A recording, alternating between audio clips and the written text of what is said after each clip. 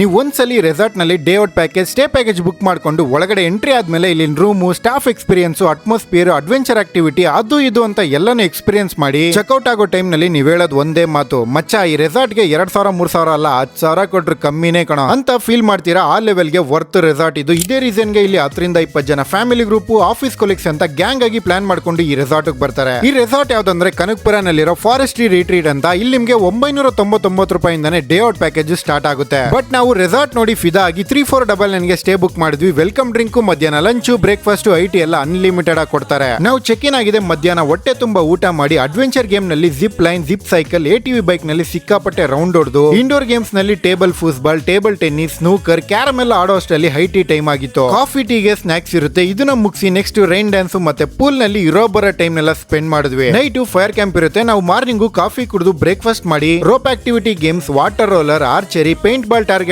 ಅಂತ ಮಿಕ್ಕಿದ್ದೆಲ್ಲ ಗೇಮು ಮುಗಿಸಿ ಚೆಕ್ಔಟ್ ಆದ್ವಿ. ಇನ್ನ ಸ್ಟೇ ವಿಷಯಕ್ಕೆ ಬಂದ್ರೆ ಇಲ್ಲಿ ನಿಮ್ಗೆ couple room cottage, duplex cottage ಮತ್ತೆ couple tent, family tent option ಇರುತ್ತೆ. ಇಡೀ ಕನಕಪುರ ಸರ್ವೆ ಮಾಡಿದ್ರು ಕಮ್ಮಿ ಬಜೆಟ್ ನಲ್ಲಿ ಈ ತರ ಪ್ರೀಮಿಯಂ ಎಕ್ಸ್ಪೀರಿಯನ್ಸ್ ಕೊಡೋ ರೆಸಾರ್ಟ್ ಸಿಗಲ್ಲ. ಸೊ ಈ ರೀಲ್ ನಾವು ಉರಿಯೋ ಬಿಸ್ಲಿಗೆ ರೆಸಾರ್ಟ್ ನಲ್ಲಿ ಹೋಗಿ ಚಿಲ್ ಮಾಡ್ಬೇಕು ಮಚ್ಚಾ ಅಂತ ಹೇಳೋ ನಿಮ್ ಫ್ರೆಂಡ್ಸ್ ಗೆ ಶೇರ್ ಮಾಡಿ. ಪಕ್ಕದಲ್ಲಿರೋ ಫಾಲೋ ಬಟನ್ ನ ಪ್ರೆಸ್ ಮಾಡಿ.